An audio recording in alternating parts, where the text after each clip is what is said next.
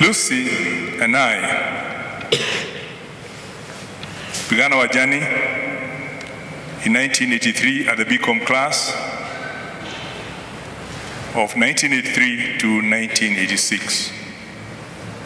And one day, she shared how she could not be in college most of the weekends, as she had to take care of her siblings and make special meals for her late dad, having lost her mother in 1974, and her having taken over the role of daughter and mother. I was eventually roped into the family through the delicious meals that she would bring from home to her hall 12 residents, and I would partake of that. And I got attracted to her unusual caring and self-sacrifice attitude, and thus began our dating and eventual life together, from our meeting in 1984, culminating in our wedding on 29th of October, 1988. Sadly, 3 weeks after our honeymoon, her dad passed away. And after reviewing the various options we had, we agreed to take on board her 4 youngest siblings, and the other ones being older, we agreed they could take care of themselves, into a new home to stabilize them, which also meant my postponing my accountancy secondment to London by 1 year. Now that gesture on my part was greatly repaid with overwhelming love over the rest of her life, a matter she often referred to. And it's no wonder, in 2018, she easily took in my aging mom, now 100 years, to live with us under her care. And my mom is actually here. Of course, she has no idea what's happening. We eventually left together in April of 1990 to start a new life in London for 2 great years of bonding and traveling across Europe, while still keeping tabs on our families in Kenya. And since then, we've traveled the world together and been part of one another's life in various activities. You see one, you know the other one is in the neighborhood. I remember Lucy for many things over the last 40 years that I've known her. She was never moved by material things.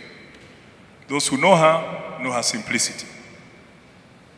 She only put on makeup when our daughter insisted. In our entire married life, Lucy never operated a personal bank account. She preferred a joint account where all her income was deposited, and she trusted me with all the financial decisions. All she asked for is give me a bank card to do the shopping, top up my M-Pesa, and most of that shopping was basically household things. As Tabi has said, when we traveled, we'd agree that it's a shopping holiday. And Lucy and Tabi would go on for days. I know Tabi has said it's 2 to 3 hours. But times it would take 2-3 days. And after all that shopping, Lucy would only bring back some fancy items like her colored golf balls that you all know, and household items for us all to use. I would then conspire with Tabi to look where they had gone, to identify what items she had shown some interest into, and we would buy it secretly and surprise her in the hotel. And even then she would say, this one, some people may understand what that means. Nitavaa wageni wakija.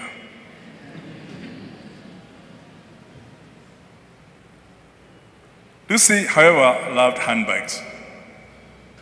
And anytime I asked her, what would you like me to bring because I'm away, she would say, get me another handbag.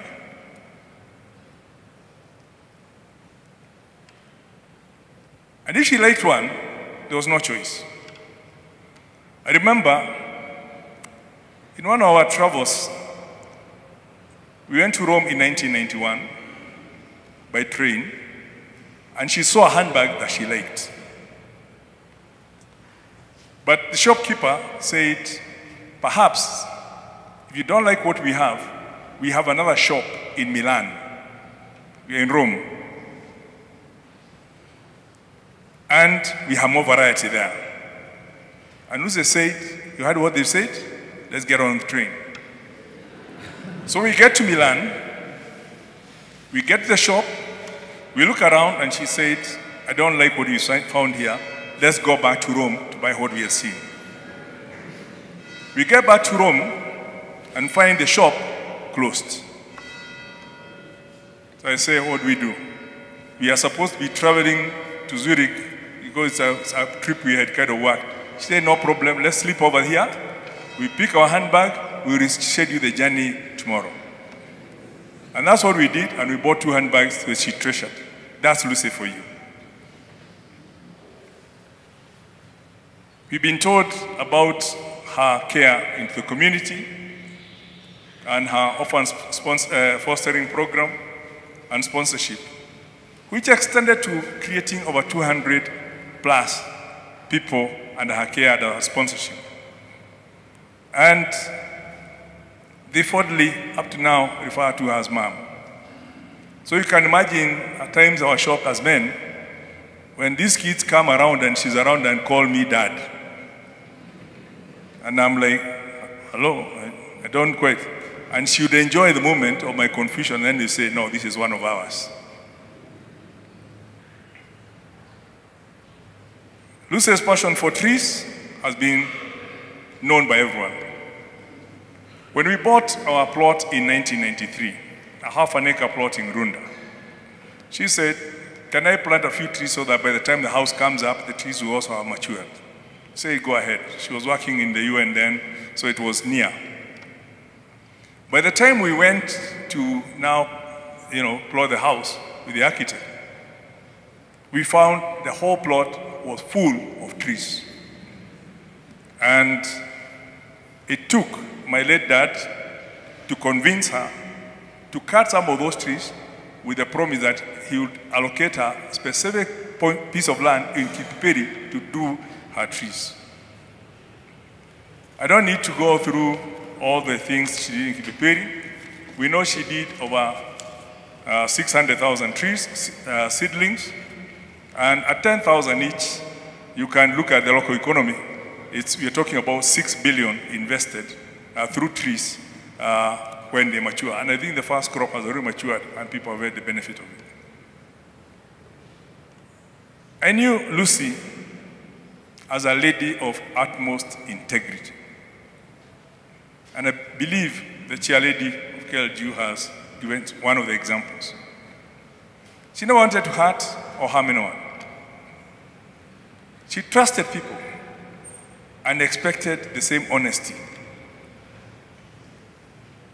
Unfortunately, this is not always reflected in the political outcomes that we all go through.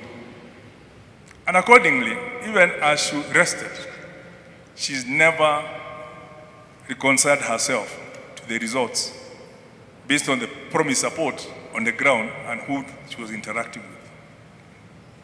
And it will take a miracle to get me back into politics. Lucy only committed to things that she was convinced about. And when I initially introduced her to golf through a birthday gift of a tight list golf kit, hoping to entice her to golf, it stayed in the store for 2 solid years. And she told, if you want it, take it back to the shop, buy me what? Buy me a handbag. But I got very good ladies, and I see Virginia Murioki here and company. I asked them, can you convince Lucy to play golf? They did. And immediately she got convinced, she plunged into it, and you can see how much she did for golf. We know about her dancing, and thank Father John for playing her favorite song, Mafataro. Mafataro means my needs. And every time it will be played, she will come to me and say, "Come, my Mafataro, let's go dance." So it had much more meaning to her than just dancing the song. You are my needs, and let us. So it's good to. We know about her cooking skills. Every time when in Kipipiri, whether in field day or campaign, we used to refer to Lucy's car as the catering unit. Because you got in there, you had a sandwich, you had food. Mine was just kuna kitu. And she did all that, those snacks, late in the night alone. Lucy loved herbal medicine.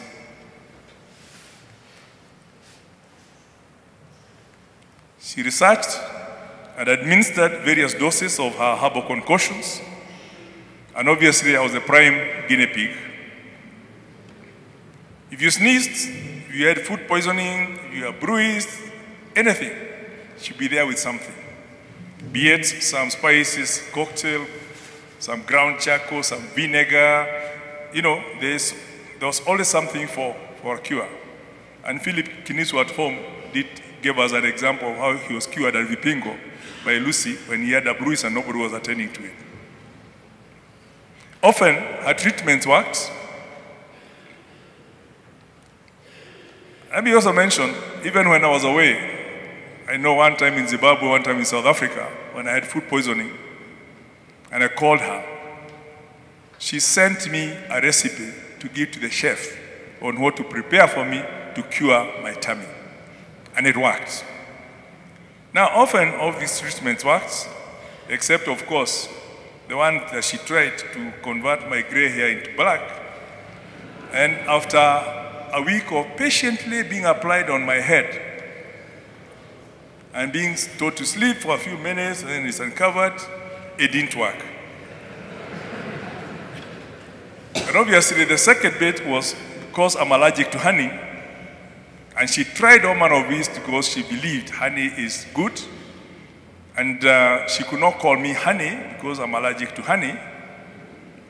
So she got a beehive at her home to grow organic honey so that perhaps I'm allergic to other honey. But even after that, I didn't. And I believe after that, she's never harvested any more honey. We had our coded language. And Lucy thrived in getting names for different things. Be it our school, be it our dogs, she would always look for a name. And even everything we did. So for example, she would ask me, I'm going shopping. Have you finished your korikori? What's korikori? You know the shaking sound you get when the capsules in the... Have you finished your korikoris? Or in London, she would call the London underground a gaturu. Gaturu is a squirrel from the way it emerges. And there's only one person who knew about that. And since that day, my cousin who just came from the US yesterday, Nyambura, they started referring to another as gaturu.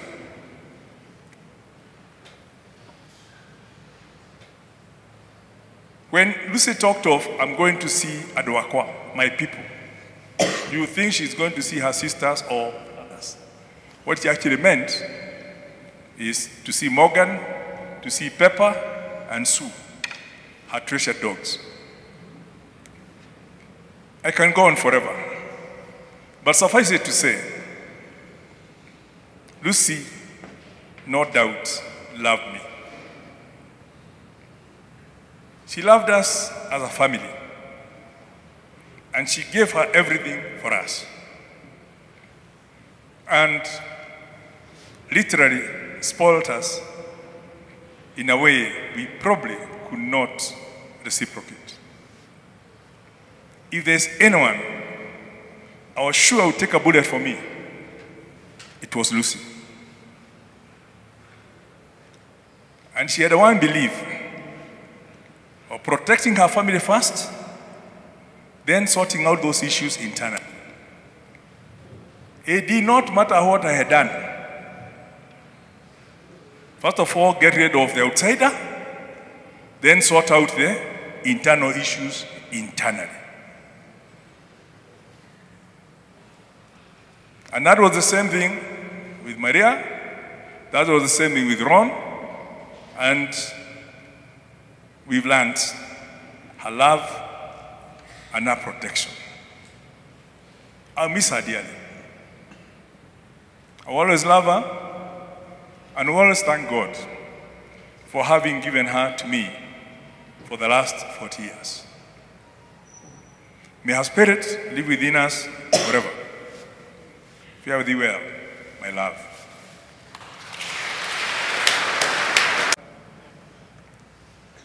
Once again, I want to thank everyone for walking this journey with us. These matters came to us very abruptly, but it's through your love and support that we're able to stand here. We ask that you continue praying for us and that you join us in Kipipiri on 17th of February,